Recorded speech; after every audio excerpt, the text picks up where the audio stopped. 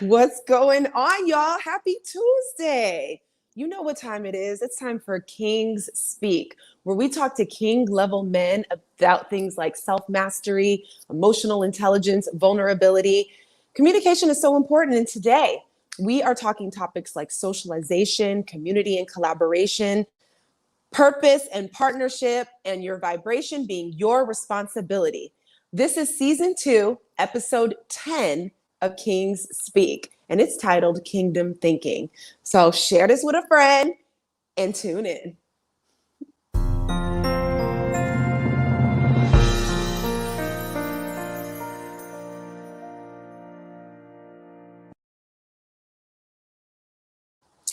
Manhood, self-mastery, and emotional intelligence with Kings Speak. It's important to hear the men speak, right? They've got to have space and platforms to share what's on their heart, so we know what's on their heart and how to interact and how to move forward and how to harmonize our relationships. So this is season 2, episode 10 of Kings Speak. I'm so excited to be here.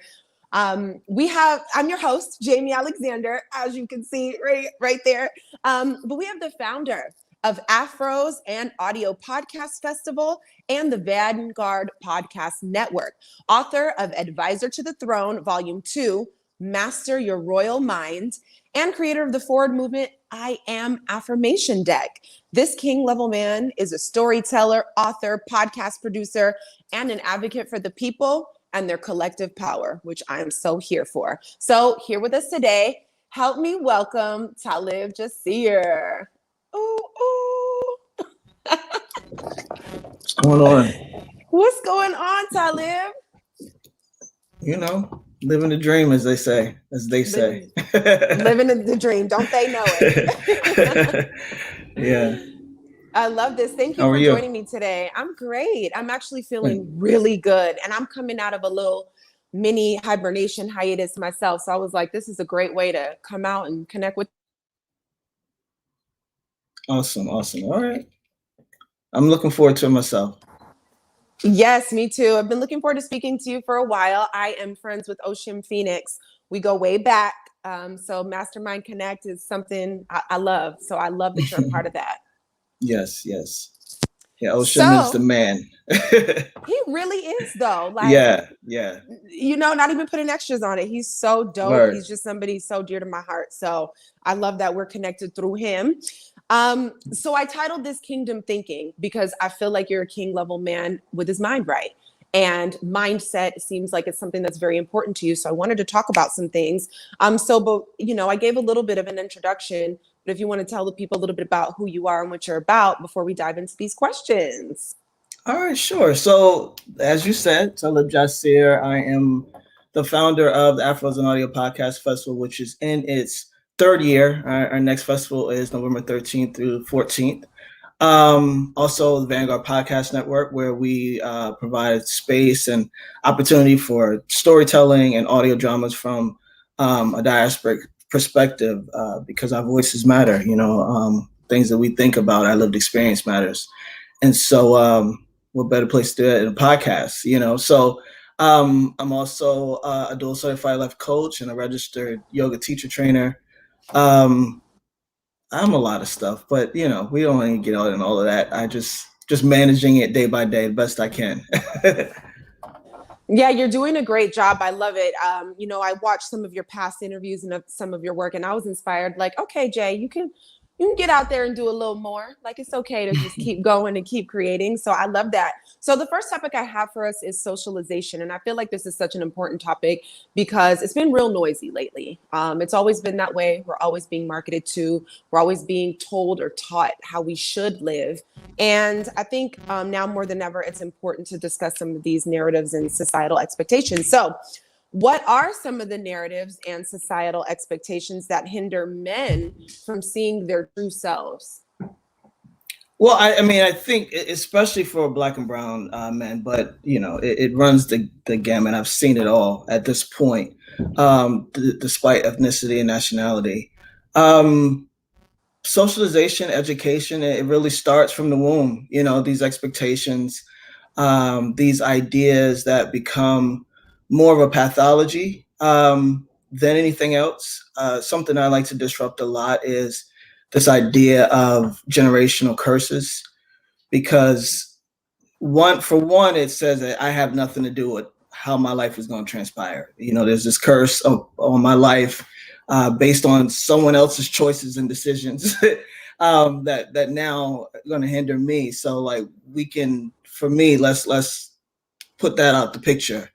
Because what it really is pathology that's unexamined, unhealed, lack of forgiveness, lack of perspective or ability to share or have vocabulary for what it is.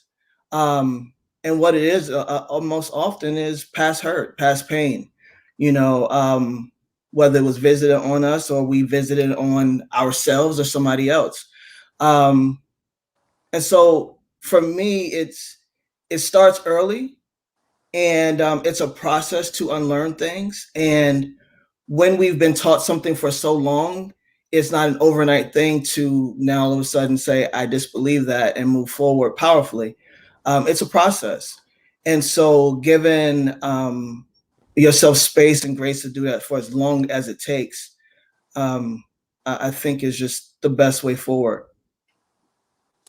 I completely agree. I find myself in this space often, and I love how you said give the space and grace. Sometimes because we're used to things being so quick, we think our healing and our unlearning and relearning is going to be quick too. Sometimes it takes time to identify what's holding you back, and where the forgiveness lies and what you need to do, and that's okay.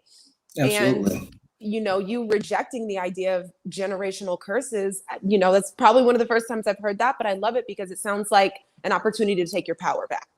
Absolutely.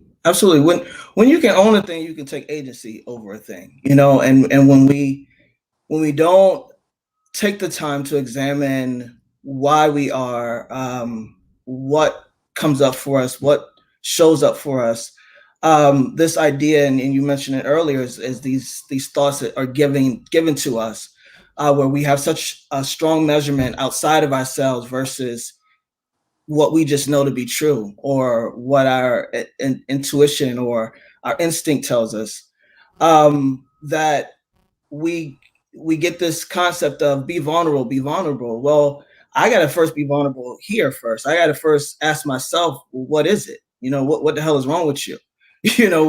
Where is it coming from? Why is it showing up in this way? And once you're able to allow space for that, then you can start to begin to take agency of it and shape it and transmute it. I truly believe that. Yeah. So what do you think is the launch pad for a man to decide to start asking those questions about himself? Like, why do I feel this way? What is this? And to get vulnerable with himself, what's a catalyst of that type of behavior, or is it innate? I mean, learning stuff makes it, you're not sure what's yours and what's not yours, and that's something that has happened with all of us. It really is gender non-specific. But what for me personally, it was, I don't like being this way, but I can't stop it. I can't get a handle on it. I don't understand why I've punched a hole in a wall. I don't understand it. It makes me upset that I've done this. It makes me ashamed. It makes me feel guilty. But every time I get to this level, here you go, another hole in the wall, And so it's these ideas of starting to say, okay, this isn't even who I want to be. This is how I want to show up. This is not how I want people to experience me in my life. So then what is it? And what it was for me was past hurt, abuse, these sorts of things that I had consistently said, it's okay. I'm fine. We're fine. Let's keep moving forward. One thing Sister Yanla said was, if it's under the rug, it's still in the house, right? And so that's real, because it will consistently come back if you don't face a thing. And I think for most of us, especially in our adult lives, there comes a time where a choice has to be made and a decision has to be made to do and feel better or not, because that's always the option as well. Very true. Yeah, you're right. It's definitely a human thing. It's the discomfort. When we're Mm-hmm. uncomfortable, or like you said, you keep punching that hole in the wall. It's like, but why? I don't want people to I don't want to be like this for people that I love, or for myself. I'm Mm-hmm. feeling uncomfortable. I'm unhappy. I don't like it. What can I do to change? That's hard work. It's hard work. And It is.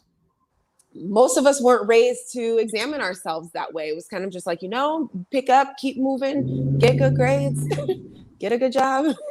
Yeah. Oh, the socialization at its finest, right? I always say, Right. the American dream doesn't work for us, but we are the American dream. Everything we do that feeds into that supports that system. Um, we're living that out, but that's besides the point. We all have tools and resources. We all have access to things. And it doesn't always have to be a monetary thing, but or a place of lack where I can't do this, or I can't afford that.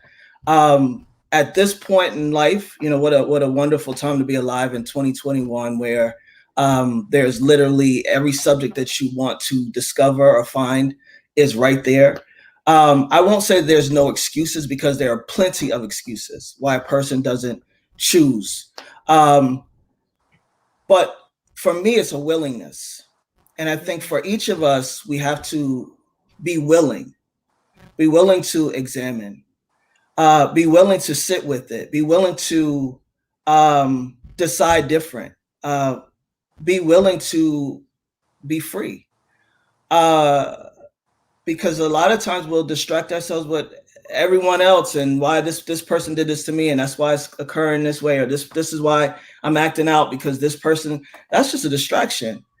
Be willing to be with yourself. Be willing to understand your contribution, and why you contribute in that way, because we all have access to that. It's a choice, it's a decision, but you have to be willing, and that's one of the parts, is the willingness.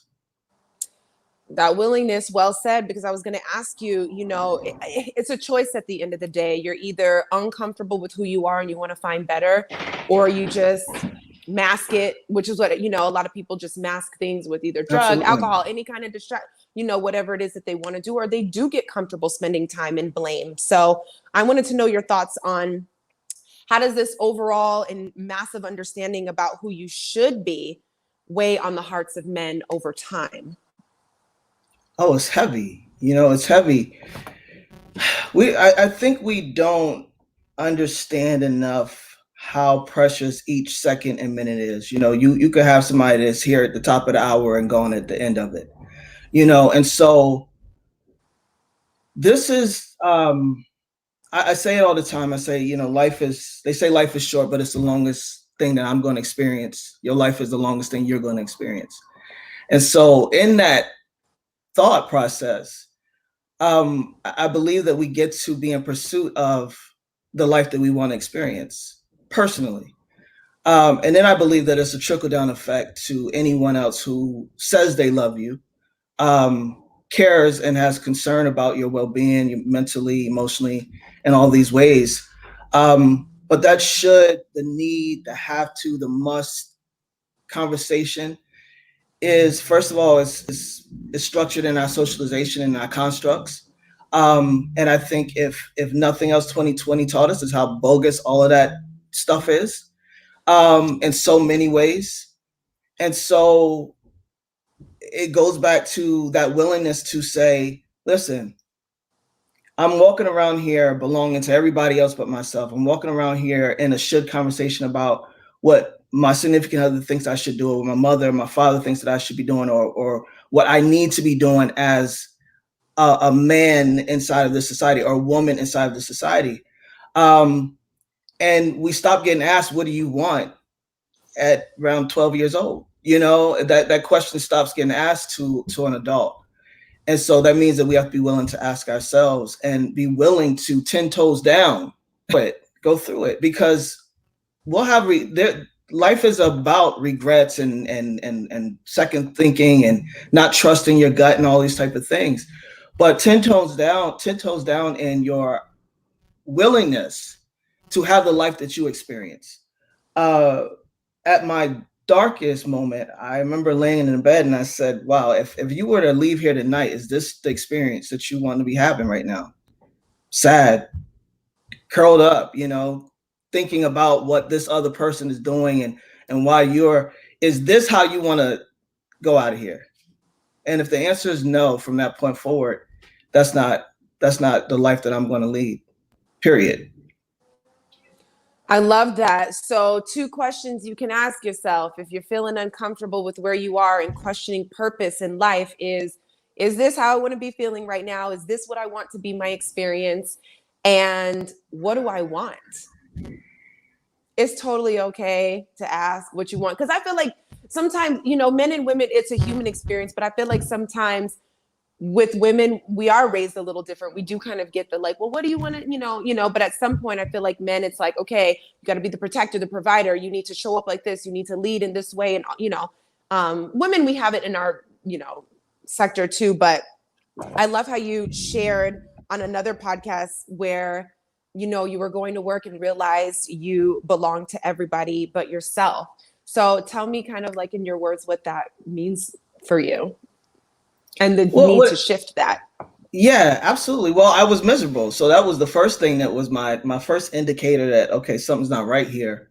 But then, I realized that pathology is for me an instance where what occurred in your childhood, they've stopped doing it. They might still be annoying and still might be, overbearing, controlling, but this is now your life. And a lot of us pick up the torch that they dropped and start, or the flag they dropped, and start carrying it around ourselves and start to visit all of those things on ourselves, and they're no longer even a part of it. And so what I realized is that I was living inside of my dad's beliefs about work. And I mean, he's old guard mentality. Why wouldn't he say any other thoughts you have besides getting a paycheck for the next 40 years so you can retire only makes sense to me.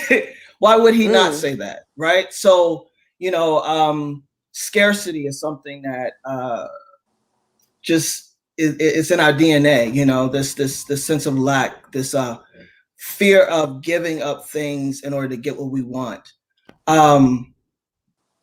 It's real deep, it's constructed that way. It's doing the job so that we can live out the dream of America. Or wherever else we are. So for me, that was a moment. And again, it's a process. I first had to have that awareness that, wow, I'm walking around here belonging to every single person but myself.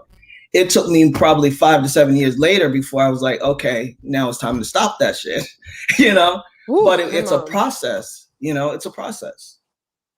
So how does that, you're a dual life coach. How does that realization show up and help you in your work as a life coach? I'm sure you see it reflecting in so many people with what their issues are and why they're struggling with moving forward.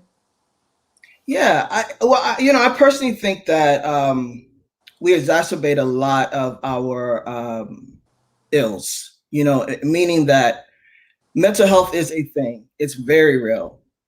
However, when left unchecked, when left unexamined, when left not expressing the things that are in your heart, your spirit, your mind, then we have a tendency to go deep with it, rabbit hole it, and or just affirm that this is me. And so I have this belief that if you believe a thing, then it's going to allow me to stay exactly where I am. Why would it not?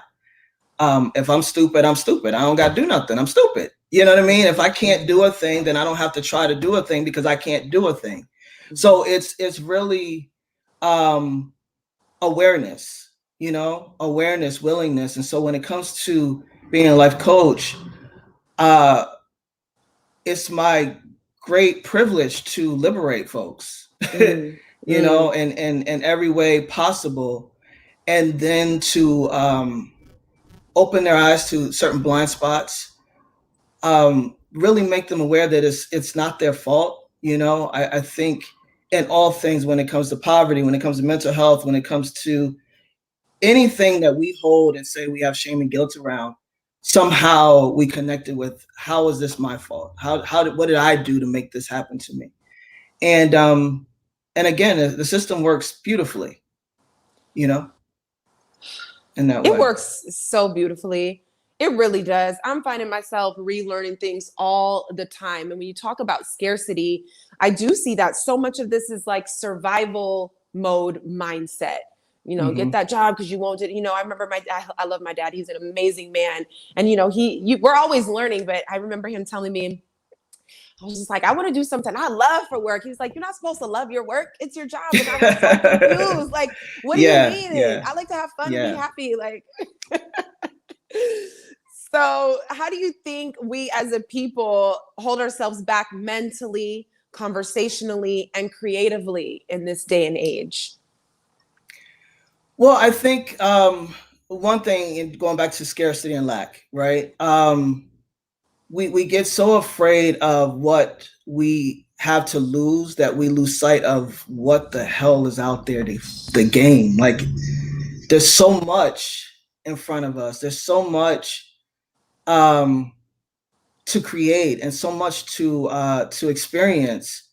But yet we are so afraid. And again, system working the way it's supposed to. But that is the piece, you know, that's one of the major keys in deciding something different.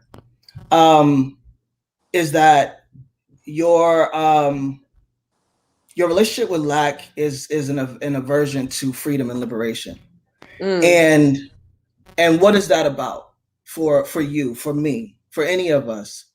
And to really examine that, you know, And we live in as much as we can talk about America. Like, we live in a place that a lot of people don't get to experience, where we get to create a lot of the way in which we live our life. And that's an opportunity. You know, there's an opportunity for me to be 45, still working, still moving, because I'm clear there's a 45-year-old that's 6 feet under right now and has no opportunity anymore. Not one other choice, not one other decision, not one other opportunity to have. But that's not me. I still get to. And so this life is nothing that we experience is a have to. We don't have to do anything but stay black and die, as they say. But we do get to do a lot, you know? And so it's deciding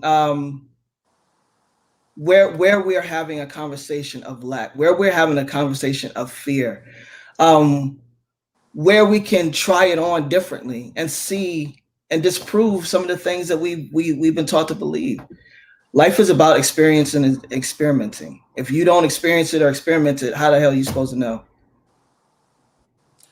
I mean, I feel you. I'm about that life. People think I'm so risky, but it's like, if I don't jump, how am I going to know? Like, I need to see. I have to go, you know. So I agree with that. And I love that. The relationship with lack. It's time to break up. We are breaking up. It's over. Yeah, it doesn't serve us. It doesn't serve us. No. And it's a construct that we've been taught. And again, what if it's what whoever they is want us to do is to stop, to give up, to not believe, to not jump out there, to stay in this place over here that serves and supports the system, but doesn't serve and support ourselves. You know, serves and supports people who hold us small because they hold themselves small and they were held small, but doesn't support you. Like, how does that serve? How does that support? And if it doesn't serve and support, it's not challenging you either. So, you know, we get to choose. Absolutely. Choice is so powerful. You know, we live in, things have changed in the past year, but you know, the hustle culture, hustle, grind, blah, blah, blah. Do you find value and necessity in rest as a man? And with the pressure of like, grind it out, blah, blah, blah. What is your value and necessity in relationship when it comes to rest? Well, I think we all have different personalities, you know, and some folks couldn't rest if you paid them to do it, you know. So I kind of am in that category. It's not because I'm resistant to rest. It's just because, you know, I got better shit to do. But when I do rest, I appreciate it, you know. And And so I think that, as we've been talking, it's definitely a socialized idea. And then you add on to Black men being lazy or not worth a damn or this or that because they're not doing or not measuring up or something like that. So you add on that to the concept of why we believe that we have to do so much while doing so little, because you can't get time back. You can't get time back with children. You can't get time back with relationships. You cannot, if you work hard as hell from 1 to 2 years old of a child, that 1 to 2 year old is gone. It's gone. There's no going backwards. You're just now moving forward with what you have in front of you. But I just encourage the men that I work with and the people that I work with to really take inventory of what the gain is, and what the loss is. Because there is time enough in the day to do anything. But you can't get the time back that you lose, especially for what matters. And I think that's been such a detriment to us, even in our ability to communicate with one another, Yeah, no, I completely agree. Ask yourself what you want and go for that and let that be okay. And so I love this. You covered this topic so well. There were so many gems in there. I'm excited to share. We have Queen's Glean on Thursday, so we're going to go over some of this stuff and have a panel of ladies explore this and expand on that. So can't wait for that. They're going to love it. So our next topic that I wanted to talk to you about, especially because you're a man of purpose, is purpose and partnership. So how do you define purpose, and when do you feel like you discovered yours? Purpose is one of those words that has become trendy, and I think it's necessary. Yeah. But I think people have lost the meaning, which isn't good. It doesn't support.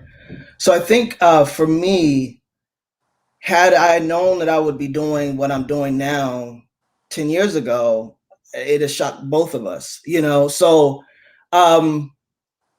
it's about, again, that experiment and that experiencing life, because for me, my purpose is validated in my children. Like, that's my report card. They say I'm all right, I'm all right. I don't give a shit about what nobody else say, you know what I mean? Yeah.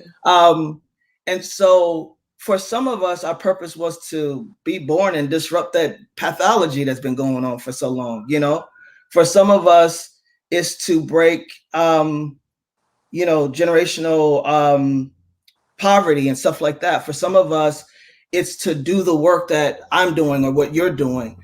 For some of us, it's knitting. You know what I mean? Like it can be whatever it looks like. For me, it's about fulfillment. And again, it's back to that experiencing and being present in your day. Success is out there. How do I feel fulfilled in this moment?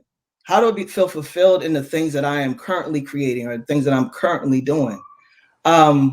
Without that piece, for me, purpose is lost, because it's my experience in it that is what matters. It's not an external measurement. And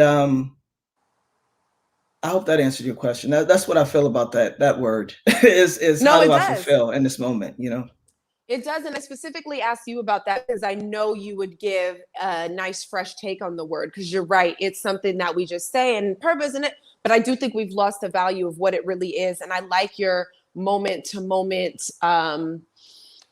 freshness of the word, because, purpose to me isn't just something that you do or what you get successful at. It is a beingness. It's who you are. I think Pastor T.D. Jakes said it well. I think he said,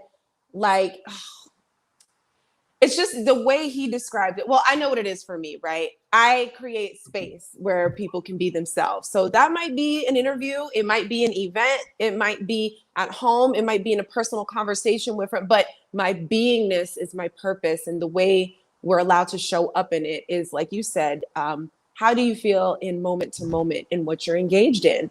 And that's it. So, I love it. And because people overthink it and the word is used in a weird way, I think people get stuck in thinking like, what is my purpose? What is my purpose? This grand thing that God put us here to do. And it's like, it's you, it's your beingness. That's it. Yeah, they Like, could be so. living it in that moment, still Mhm. waiting for it and looking for it. And it's just not, for me, that ain't no way to live, you know? Yeah. Yeah, no, I completely agree. So, how do you feel?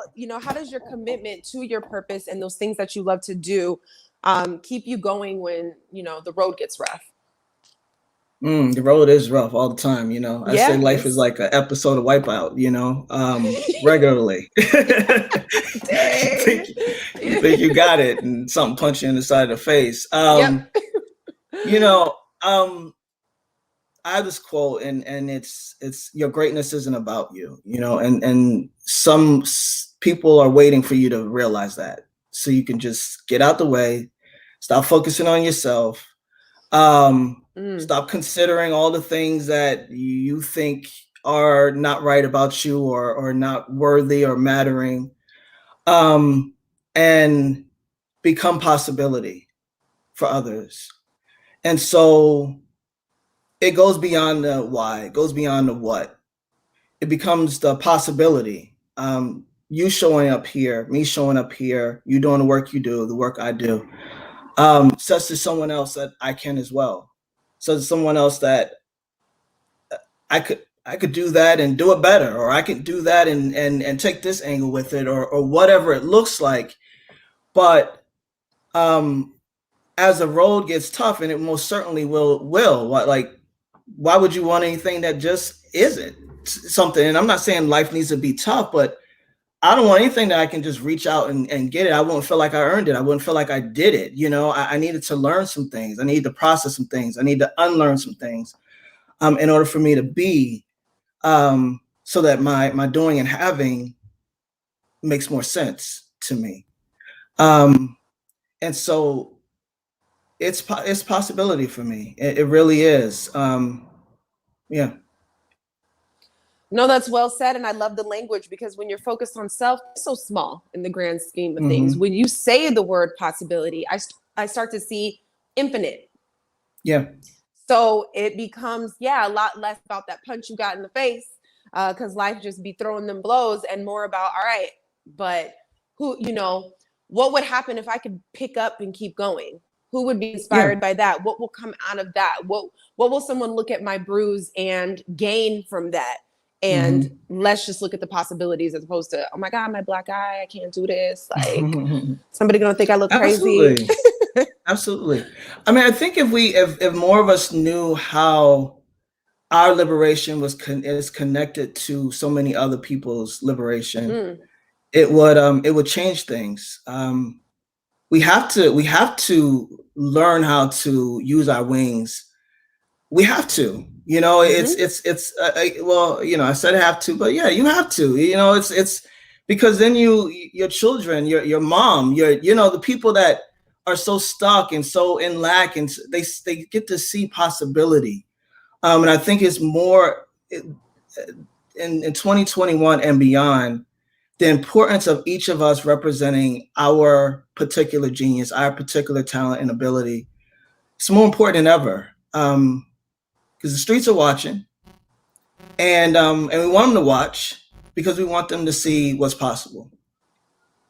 Absolutely. I completely agree. And staying authentic to yourself with it, and your household will be affected. So I love the way you move. It isn't just for you. And I love being reminded of that as often as possible.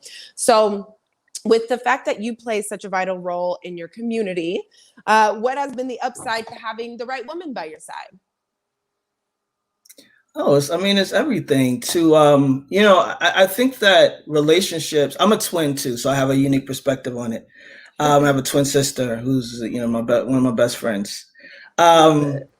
and so for me, it's like that language that you only have with someone else. Like my wife is the only person that sees and knows and understands it all. Whether she understands it or not is another conversation, but Yeah. she knows it all. She's seen it all, right? And to be able to have that person, to not lose sight of that person, because that's one of the biggest issues with relationships as they continue to grow.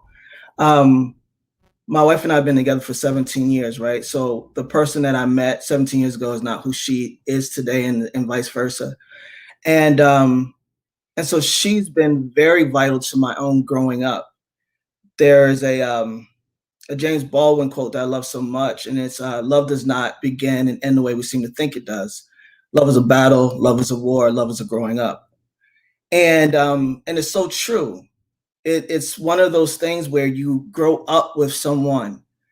Now everyone doesn't deserve to get grown up with, but um, but when you do have an opportunity to grow up and grow with someone, it's nothing like it, you know. And to choose each day and to be chosen each day, um, it's all those. It's every aspect of love, being loved, being loved, being lovable. All these things that for a lot of us is even a hard thing to even grasp and believe that it's possible for ourselves.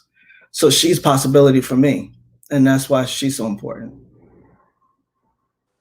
I love that. Well said. And I love that quote because, again, when it comes to socialization, sometimes the things that we see make it seem like, oh my God, my prince, he comes in, he's on this white horse, and we ride off into the sunset.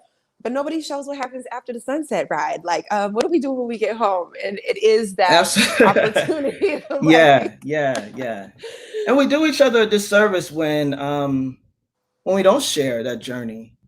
Um, we because 17 years, life ain't been no crystal stairs. You know, it's been ebbs and flows. We have destroyed and we've rebuilt. We've chosen each other again and again, and because of that, you get to see where we are now. If we had stopped 10 years ago, 5 years ago, a year in, we wouldn't be able to enjoy who we are today with one another. And so um, I don't allow any of my friends to walk away from us believing that this shit is, you know, the best thing going.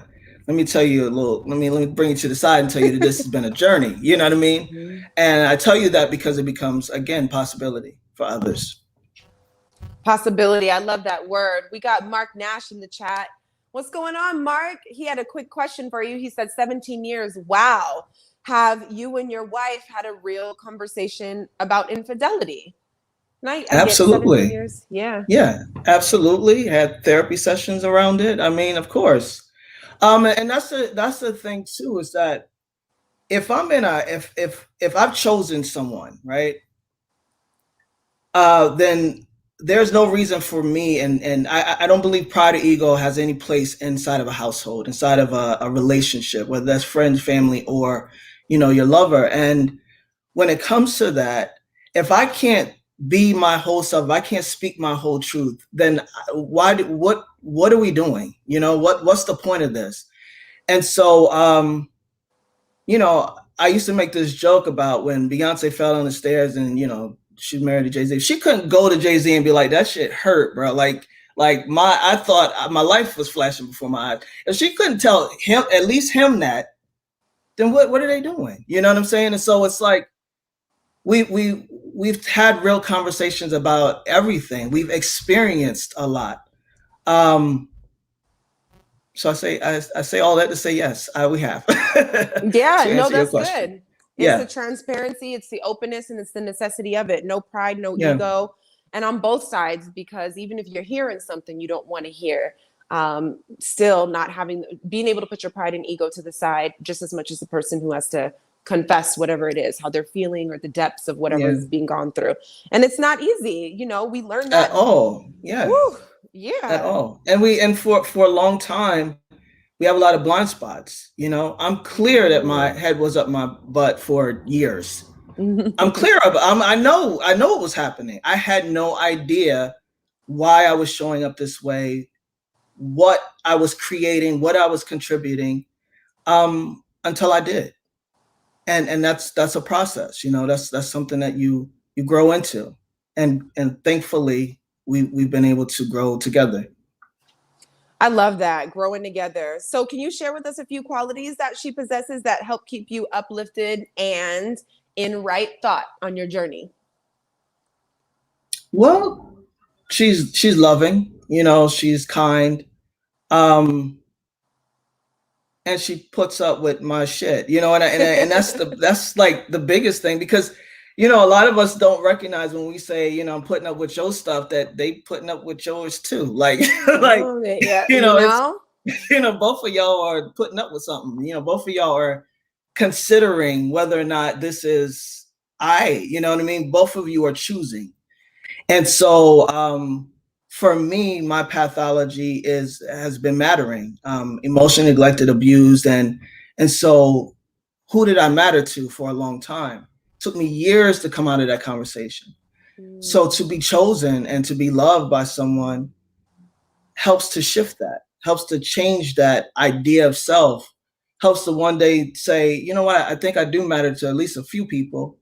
So why am I continuously telling myself this narrative that doesn't serve as support? And it's not even true, you know? Yeah, it's So not to true. be seen and see someone else is, you know, and we still got time, you know. We're going to continue to change and be different and learn how to love and be in relationship with one another. It never stops. Yeah, that perspective is beautiful, and I love the language. Thanks for sharing that. So, you know, when we talk about purpose in creating, of course, that's a very personal and unique thing. I heard in another podcast you spoke about being committed but not attached. So, what is one suggestion that you could give someone about how they could remain committed to what they're doing or who they're with without being attached to the idea or the outcome? Well, thank you first of all for listening to me. Yeah, On a absolutely. You're brilliant. Why podcast. wouldn't I I? appreciate that. I appreciate that. But you know, my daughter, when she was 4, um, and I would say, "You're beautiful. You're so beautiful." And I'm like, "Now say it." And she say it, and I'm like, "Stop." Like, if you don't believe it in here, I don't want to hear it, because at first, I'm not going to always be the one saying it. I'm not going to always be the one around you pushing this idea on you, that you're beautiful, that you're brilliant, that you're talented, that you can do anything.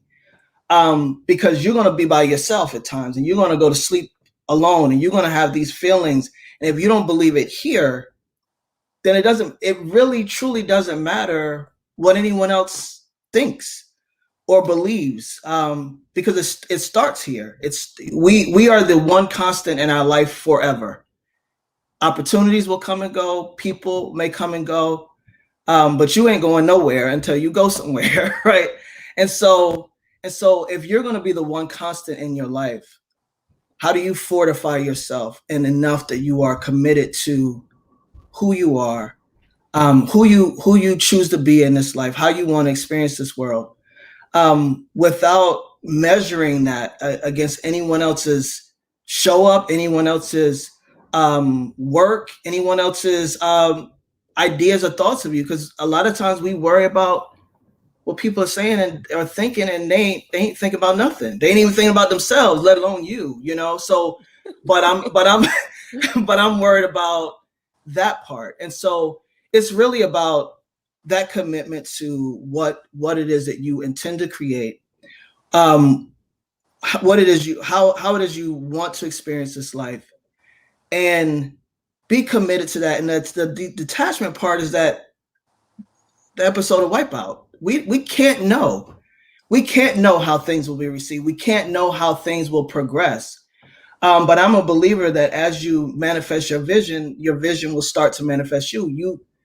You start doing Totally. things, and you begin to meet people that you didn't know before, that create a different experience for you, or a different outcome that you didn't expect going into a thing. You know, you get a different opportunity. You get to go and experience something else that expands you, that elevates you. So then why limit yourself with your Mm. outcome? We got to Well, stop how you knowing think it's supposed to everything. go? Yeah, like Yeah. it only benefits you. You know, try it on. Try it on. But you know, the opposite comes from that lack and that scarcity mindset that says, if, you know, I don't hold on, then, you know, or if I don't do it this way, or if I can't see it or control it, it's going, you know, we start to do all these things in our head. And I was listening to something else. It's like, you know, if you're pointing the finger at what's going on, or if your fist is closed, then you can't receive and Yeah. be doing all this at the same time. So like you said, while you're manifesting your vision, let your vision manifest you. And there's, again, so much possibility and expansion in that. So it makes being non-attached sound so much more delicious than like, let it go. You're Nice. like, no, I don't want to let Yes. it go. I'm Yes. trying to, Right. I feel I you. love that. So let's go on to our third topic, which is community and collaboration, which is really one of my favorite things. I love it. I'm a community-minded woman. So many of the wonderful things that have happened in my life, obviously, were tied to other people, my network, people who've connected me to people, and all of these things. So tell me how, in your experience, the power of community has been important to you, and how it's positively impacted the growth of your missions. Well, first of all, I feel like every time I answer your question, I'll be giving all these stories. So I apologize. I love it. I love the stories. Okay. But community is just, it's simply in my DNA. You know, I come from a small, very small, well, I was born in Baltimore, but my great grandmother came and picked my twin sister and I up from my mother and my father, who didn't know what the hell they was doing at 19 years old and 20, and took us down to the eastern shore of Maryland. Literally, they call it down the road because it's down the road from the actual city. So I say all that to say that it's where my ancestors are from. It's the community that I was reared in, where my grandmother could just come outside of her house and make a sound, and the neighboring houses, people would come out based on the sound that she makes, whether it's with a shotgun or to come grab a meal. You know, this understanding of how intricate and familial and reliable a community can be. And I think that unfortunately we've been in this world where community hasn't been so reliable. People say one thing and do another. People create community so they can have access to community and not so that community can grow and build together. And so for me, community is a part of me. It's what I know. And so not only am I trying to remind and reintroduce what community really gets to look like, but what can we do with these beliefs that we have, that we don't have to accept what we've been served? You know, we don't have to keep eating from a table that is going to give us the scraps. We don't have to wait for barriers to be lowered when they could simply be dismantled. If you're the creator, then you can also do away with them. And so how do we start to understand? And everybody can't go. I was given that gift by my professor. Everybody can't go. So as much as you want everybody to go, everybody can't go, and not a lot of people don't want to go.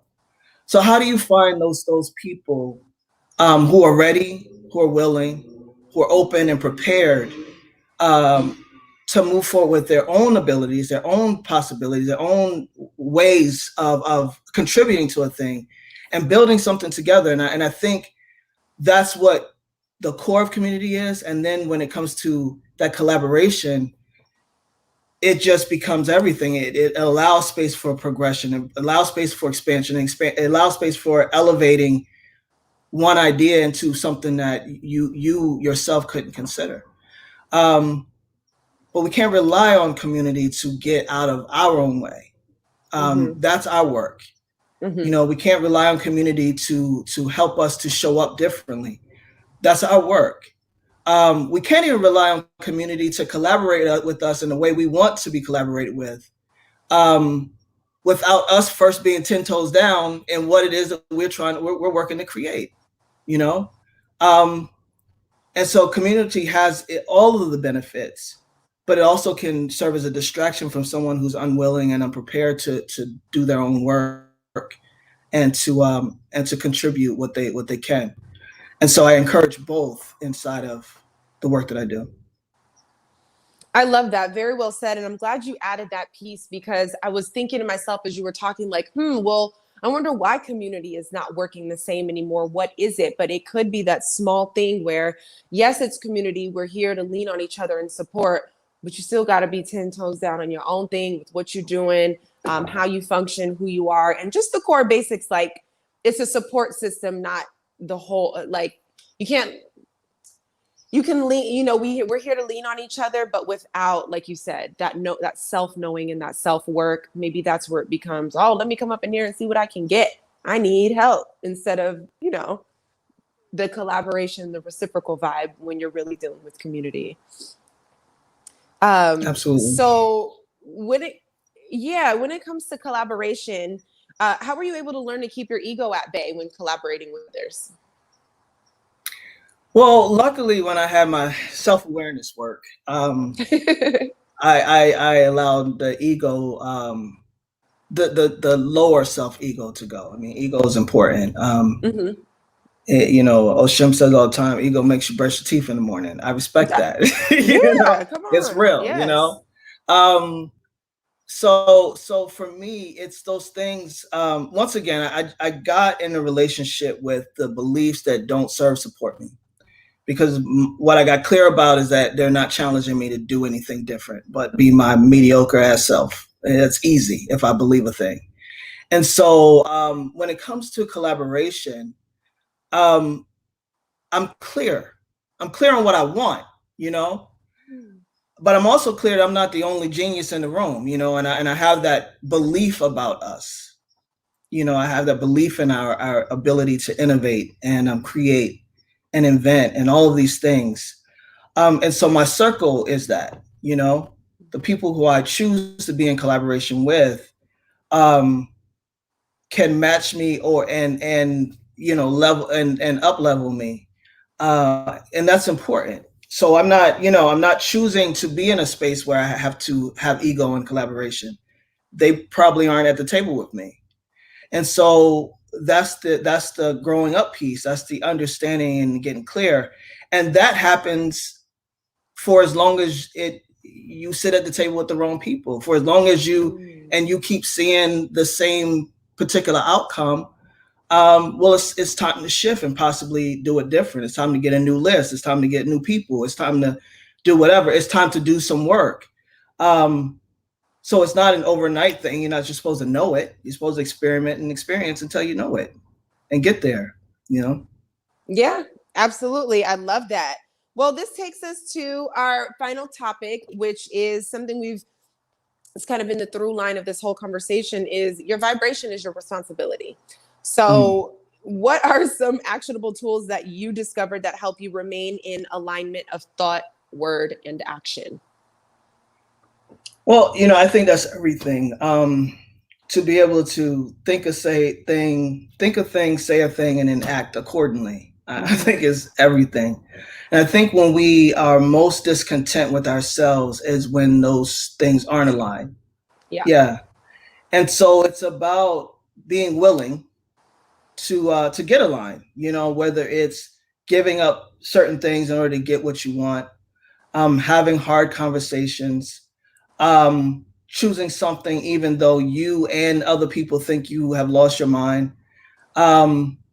Whatever it looks like, it becomes a time in each of our lives, and it's all specific and it's all personal and it's all on your own timeline, to get it in your head that if something is going to occur that I want to occur, I'm most likely going to have to be the one to make it occur.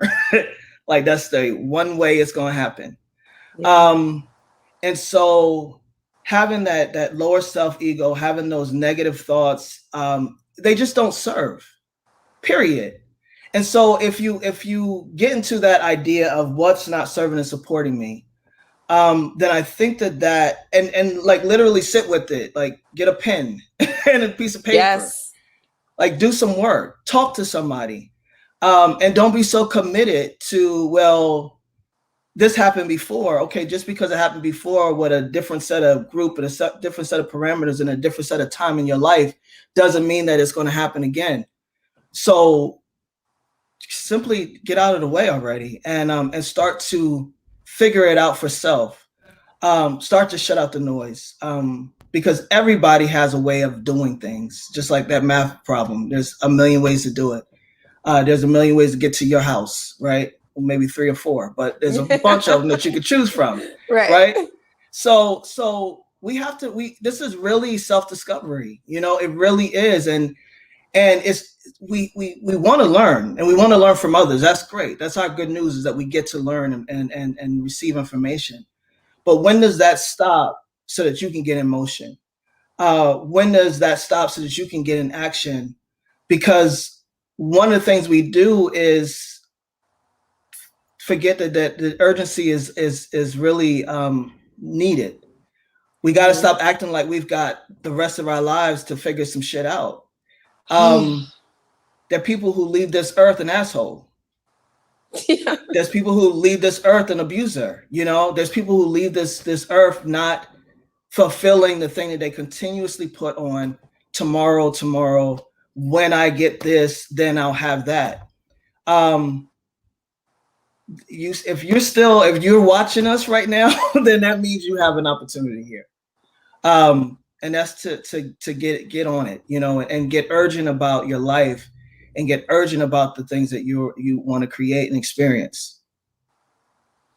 Yeah, I love that. I read something not too long ago that's like, you know, once you realize life is not what happens to you, but you can actually command what is happening in your life. It's just, you know, almost full circle conversation with just taking your power back. And, you know, the way we think influences the way we feel. The way we feel influences the way we act. So we have the opportunity, and like you said, the willingness to make a choice on what we gonna do.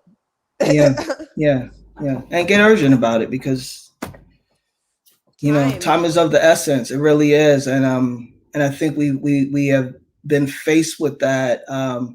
It's always been there publicly, but I think even now, we are faced with this idea of life, and how precious it is, and how we get to experience it. It's important, you know, to get clear on that. Yeah, no, I completely agree. So I read something else that you had, and I wanted to ask you, what were some practical ways that one can go about transmuting their negative experiences? Well, you know, I love this, the book title by Maya Angelou, which was "Wouldn't Trade Nothing for My Journey Now." Oh, and yes.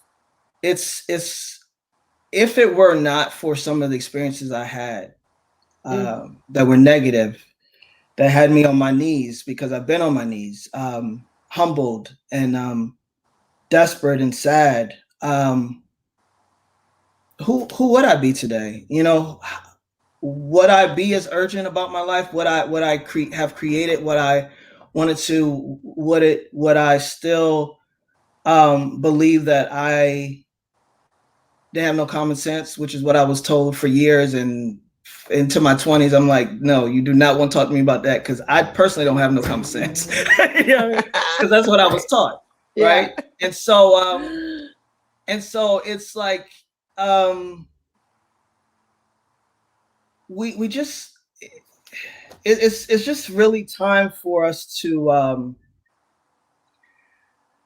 start getting clear about the life that we get this opportunity to have, right? And so for me, the practicality of it is learning from the information that we have collected, right? We are consistently in seeking out evidence that ain't there. Like, this person don't like me. I can't do that. This, you know, this whatever. But we've yet to. A lot of us don't collect the evidence that we have so far. So for me, that's one practical way of doing it. We so far out there all the time, and I say all the time, like, future is bogus. Now, it's good to have a vision of yourself and what you want to do, but I can make a plan to go to the corner store and not make it to the corner store, which means future is bogus as hell. Right. And I don't mean to be so. I'm 45, so I'm morbid as hell sometimes. But you know, right. You know, but I don't mean to be that way. You know, I don't mean to be that way. But it for me, it helped me to transmute this apathy that I had about life. You know, it doesn't matter. It's not important. And it's still a conversation I have. But then when I show up and I do the work that I'm doing, and I get the feedback that this is needed, this is wanted, then who am I to say, no, it's not? You know what I mean? Right. Who am I to still be in my conversations? And so I think one of the practical ways is just to collect your evidence. Allow transmutation to support you, because what didn't kill you shaped you. What didn't break you shaped you. It literally has shaped you into the being that you are right now today. And so how do you work with that? And also, again, if it was my coaching client, I would ask them their version to being free. What are any of the answers that you got? Or they just sit there and be like, that's a Yeah, we good just blink. We question. just blink at each other for, Right, right. we just blink at each other, because at some point, again, it's the willingness, right? And so Yeah. for me, the aversion to being free is that this sorrowful story that is, or experience that I had, still dictates my future. And our present and our future is ours. Like, why am I going to allow or give it to someone else to use and to move in the way in which supports them and does nothing for me?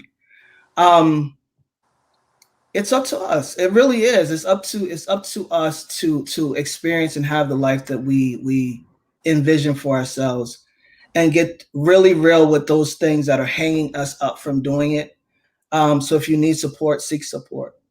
If you've been given feedback for mad years about how you show up, maybe it's something to look at, as a man, I'm a big proponent in being like a factory. If it ain't mine, then I shift that into the bin that is not mine. And if it is mine, then I let it go through, right? Yeah. You have to do that when people are committed to misunderstanding you or disbelieving you or thinking of you one way, because of their own pathologies or the experience of you. But for me, it's about really getting connected with those things that you yourself aren't happy with, you yourself aren't pleased with, you yourself don't want to experiment, and then do whatever it takes to move through it, however long it takes, because that'll fulfill you. Yeah, no, I love it. And that is so true. Here for it. And it's an ongoing journey. Space and grace. Give yourself space and grace. Absolutely. So my last question for you, because I love the I am deck that you've created. How does the power of I am statements shift one's perspective and challenge them to move beyond their current circumstances, whether that's mental, physical, or socioeconomic?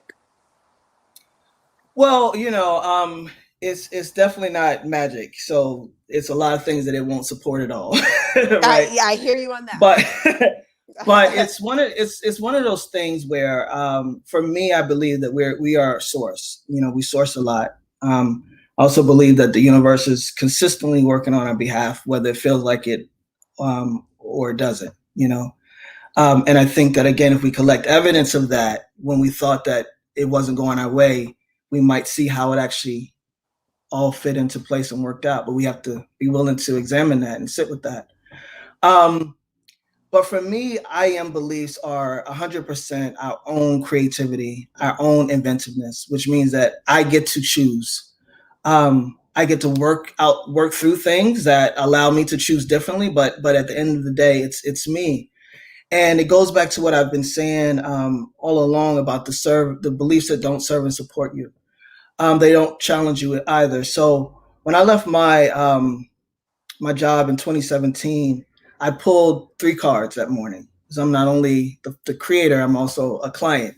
Right. And so I had them in my back pocket, and my grandfather had passed away, and I'd come back from like 2 weeks of just kind of sitting with that. One of my giants had fallen. And so so I got back and I'm like, I don't care about nothing what y'all talking about. And I'm clear that I've been wasting my life away doing this stuff out of scarcity for dumb long. And so I was scared to do it. My daughter was on her way to Howard. Howard is, one of the most expensive HBCUs on in the world. And so I was scared to move on and do my own thing, but that's the lack conversation. And I'm already worked through that. So long story short, went to the restroom, was washing my hands, like, oh, you pulled these cards this morning. Didn't even really look at them when I was leaving out the house. And these 3 cards was, I am open, I am daring, and I am risk-taking. All 3 things that I did not feel in that moment. But I looked at myself in the mirror and I said, you either are or you aren't. In this moment, forget about the past, forget about where you're going in the future. But in this moment, you're either going to challenge yourself to be what it says here or you're not. And so I went back into the office. I pressed send down this letter I'd already written and kept not pushing send and dipped off for lunch because I was still scared. But for 2 hours, then I was hiding for a minute. Right. I know those but yeah, but it challenged me, and so for me, the cards supported me in that way. But it doesn't have to be the cards to do anything. It's really, again, our belief systems are our own creativity. It's our own inventiveness. It's who we get to be. It's how we get to redefine and define ourselves minute by minute, year after year. My professor who gave me that gem that everybody can't go also told me that you can walk down the same sidewalk all your life. The moment you trip on a crack, you have now learned a different way of walking on that sidewalk. And so this is our opportunity to shift at any moment. Every day is a new opportunity to do something different, to believe something different, and to move differently, regardless of what anyone else says or thinks about it. Because in the end of the day, you are that constant. You're that constant. And so the I am beliefs supported me in that day, but they also are an ability for me, again, to challenge myself, even in those times that I don't feel those ways, because we all have access to it all. We have access to the positive thoughts. We have access to the negative thoughts. We have access to the empowering decisions or the lack decisions and choices. So it really has to become up to us, or not, because I'll throw that on my client all day long, or not. You ain't got to do nothing. Right. I could go back to my desk and keep doing shit I don't care about. That's easy. That's super easy. But then we become a trajectory of who we aren't for as long as we exist and experience life. And that ain't no way to live, Nope. There just isn't. Yeah. No, I completely agree. I love that word challenge so much, because even though it sounds challenging, it's true. When you put such a definitive I am out there and you're moving through the day, you don't know how it's going to show up and shift you in that moment. And that's what life is. It's moments. Everything's happening now. Like you said, the future is bogus. But what I do have is right now. And if I can make a choice about who I want to be, even if it's daring and I'm not ready to be daring yet, it's still me saying I am is pushing me towards that space and giving you a different outcome than you would have had you not even given yourself the audacity to give it a shot. So absolutely. I love it. I love it. I love this conversation. You had such great language and tools that you shared with everyone in our audience. I know people appreciate it. And I can't wait to cut this up and share it online and share it with the queens for Queen's Glean on Thursday. So y'all tune in for that. But this was amazing. So I appreciate your time and, spending your time with me here at King Speak. I appreciate your time. Thank you for having me. I don't take it for granted, so I appreciate you as well.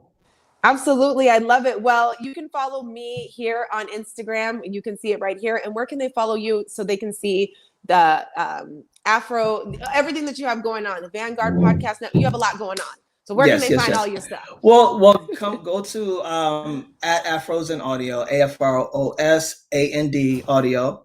And then you'll have my link tree is in there, and then you can discover everything else that we do. So yeah, but we're on the move, as they say, forward movement. That's really what it's all about.